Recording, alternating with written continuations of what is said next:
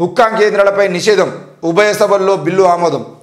హుక్కా కేంద్రాలపై నిషేధం విధించడము బాగానే ఉంది. హుక్కా కేంద్రాలే కాదు, తెలంగాణ రాష్ట్ర వ్యాప్తంగా గంజాయి సప్లై చేస్తున్న వాళ్ళు ఎవరు, గంజాయి గ్రామాల్లోకి ఏ రకంగా వస్తుంది, ఆ గంజాయి సంస్కృతిని ఇక్కడ లేవనెత్తింది ఎవరు, గంజాయి సంస్కృతికి ఆజ్యం పోసింది ఎవరు, గంజాయి సంస్కృతిని పెంచి పోషిస్తున్నది ఎవరు, వాటన్నిటికి సంబంధించిన విషయాల్లో రేవంత్ రెడ్డి ప్రభుత్వం కఠినమైన చర్యలు తీసుకోవాల్సిన అవసరం ఉంది.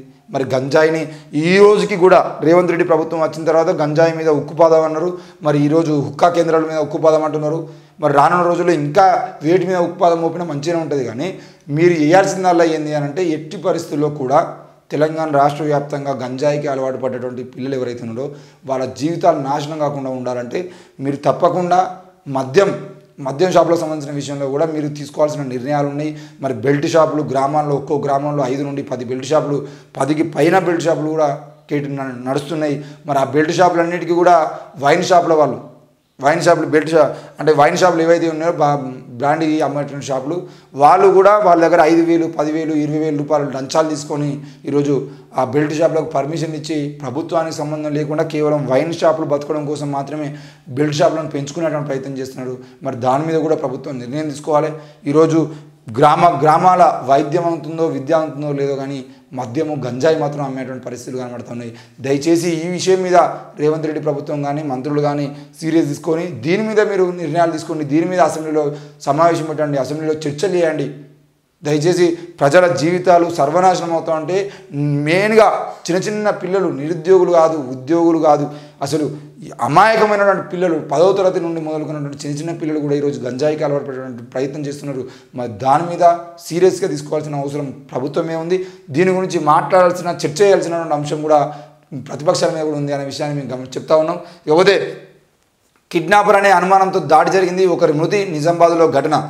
నిజామాబాద్లో నిన్న పిల్లల్ని కిడ్నాప్ చేయడానికి వచ్చిండు అని చెప్పేసి అనుమానంతో దాడి చేయడంతో ఒకరు మృతి చెందిరు. మరి నిజామాబాద్లో ఈ మధ్య కాలంలో చాలా విషయాలు అంటే వాట్సాప్లో చూస్తూ ఉంటే ఎప్పుడో 10 ఏళ్ళ క్రితం, 15 ఏళ్ళ క్రితం, 20 ఏళ్ళ క్రితం ఎక్కడో సీసీ కెమెరాలో కనబడింది అని చెప్పేసి వచ్చి అంటే ఆఖరికి ఎట్లా జరిగిందంటే ఏదైనా షార్ట్ ఫిల్ము ఏదో రాష్ట్రంలో ఏదైనా షార్ట్ ఫిల్మ్ పిల్లల్ని ఎలా కిడ్నాప్ చేస్తారో అనే షార్ట్ ఫిల్మ్ తీసిన వీడియోలు ఉంటాయి కదా, ఆఖరికి వాటిని కూడా చిన్నగా బిట్లుగా కట్ చేసి ఎవరో ఒక అబ్బాయి అక్కడ కూర్చొని ఉంటే ఒక మహిళ అక్కడికి పోయి వానికి ఏదో ఇంజక్షన్ లాంటిది ఇచ్చి వాడిని పట్టుకొని ఆటోలో వేసుకొని పోయినటువంటి వీడియో కానీ, లేదంటే ఇంకేదో రోడ్డు మీద నడుచుకుంటూ వెళ్తున్న చిన్న పిల్లల్ని తీసుకొని బండి మీద కూర్చోబెట్టుకొని చాక్లెట్ కొనిస్తామని చెప్పేసి తీసుకుపోయేటువంటి వీడియోలు ఏవైతున్నాయో అవి వేరే రాష్ట్రాల్లో వేరే భాషల్లో షార్ట్ ఫిల్మ్స్ అయినా కూడా వాటిని కట్ చేసుకుని మొత్తం రాష్ట్ర వ్యాప్తంగా పిల్లల్ని కిడ్నాప్ చేసే గ్యాంగులు తిరుగుతున్నాయి అని చెప్పేసి సిద్దిపేటకు వచ్చింది, వరంగల్కి వచ్చింది, హన్మకొండకు వచ్చింది, సూర్యాపేటకు వచ్చింది అని చెప్పేసి ప్రజల్ని భయభ్రాంతులకు గురి చేసేటువంటి పరిస్థితులు తీసుకొస్తున్నాడు.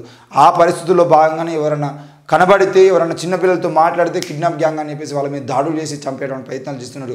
కాబట్టి ఎప్పటికప్పుడు పోలీసులు అప్రమత్తమై అట్లాంటి వీడియోలు ఏమైనా వైరల్ అవుతూ ఉంటే వాటికి సమాధానం చెప్తూనే వాటిని వైరల్ చేస్తున్న వాళ్ళ మీద కూడా చర్యలు తీసుకోవాలి. దాంతోపాటు ఈ కిడ్నాపర్లకు సంబంధించిన విషయంలో ఎక్కడికెక్కడ సీసీ కెమెరాలు, ఇప్పుడు అన్ని గ్రామాల్లో సీసీ కెమెరాలు ఉన్నాయి, ఎవరు వస్తున్నారు, ఎవరు పోతున్నారు, ఏం చేస్తున్నారు, ఎక్కడెక్కడ ఏం జరుగుతున్నాయి అనేది ఎప్పటికప్పుడు పోలీసులు చూస్తూనే ఉన్నారు. కాబట్టి దయచేసి ప్రజలు కూడా ఆ విషయాల్లో భయపడేటువంటి పరిస్థితి లేదు. తప్పకుండా మీ పిల్లల్ని జాగ్రత్తగా చూసుకోండి, మహిళలు జాగ్రత్తగా ఉండండి. ఏదైనా మీకు అనుమానం కలిగింది అని అంటే వెంటనే 100 ఫోన్ చేసి పోలీసులకు సమాచారం ఇవ్వండి. కానీ మీరు ప్రజల్ని కొట్టి చంపేయడం ప్రయత్నం మాత్రం చేయకండి. అనుమానంతో ప్రాణాలు తీస్తే వాళ్ళ కుటుంబాలు రోడ్డు మీద పడతాయి. ఈరోజు మీ అనుమానం వల్ల వేరే కుటుంబం సర్వనాశనం అయిపోతుందనే విషయాన్ని కూడా మీరు గుర్తుపెట్టుకోవాలి. అనుమానాలతోని భయంతోని మీరు చేసేటువంటి దాడులు ప్రజల ప్రాణాలు తీసే విధంగా ఉండదని చెప్పేసి తెలియజేస్తున్నాం. ఇకపోతే వేటగాళ్ళు అమర్చిన విద్యుత్ తీగలు తగిలి 2 మృతి, అందులో ఒకరు గ్రే హౌన్స్ అధికారి. ఆయనకు సీఎం రేవంత్ రెడ్డి సంతాపం చెప్పడం జరిగింది. మొత్తానికైతే వేటగాళ్ళు అమర్చినటువంటి తీగలు ఏవైతే ఉన్నాయో ఆ విద్యుత్ తీగలు తగిలి 2 గ్రే హౌన్స్ అధికారులు ఎవరైతే ఉన్నారో వాళ్ళు కూమింగ్ అంటే అడవుల్లో చూస్తూ ఉన్న క్రమంలో తిరుగుతున్న క్రమంలో వేటగాళ్ళు పెట్టినటువంటి విద్యుత్ తీగలు తగిలి ఇంతకుముందు పులి చనిపోయింది, ఆ పులి పిల్లలు కూడా చనిపోయినాయి.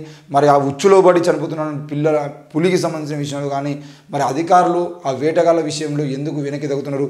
ఇప్పటికే చాలా ఆల్రెడీ లాస్ట్ టైం పులి చనిపోయినప్పుడు కూడా పులి విషయంలో కూడా తప్పకుండా విషప్రయోగం జరిగింది అని చెప్పేసి వార్తలు వినబడ్డాయి. మరి వెంటనే తెల్లారి నుండి ఆ వార్త కనిపించలేదు.